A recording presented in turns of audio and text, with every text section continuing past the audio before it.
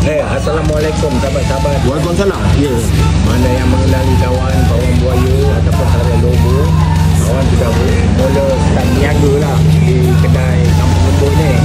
Siapa yang kenal kawan lebih lihat lagi, dia sila datang lah. Dan tempat mana?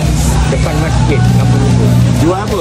Macam-macam lah. Makanan tu ada macam-macam. Ini sarapan pagi dah habis dah ni. Dah habis dah. Dia tengah hari belum lagi. Pasal ni Abang Man dia tunggu ikan molek. Jadi bukan kata teh, kopi, melon, Nescafe. Lebih pada tu ada. Kopi keras ada, kopi lembik ada. Macam-macam ada. Jenis minuman keras, minuman lembik lah. Tapi bukannya organik kau apa. Jenis kopi lah. Kopi penumu ada, kopi penampar ada, kopi cubit ada. Ini yang baju merah ni boleh bagi kopi kah? Ini kopi cubit. Dia memang suka minum kopi cubit. Tapi kalau kena kopi cubit, semangat. Kopi cubit lah. Sampai tak sempat nak kukuh janggut lama misai. Agak piuk pun.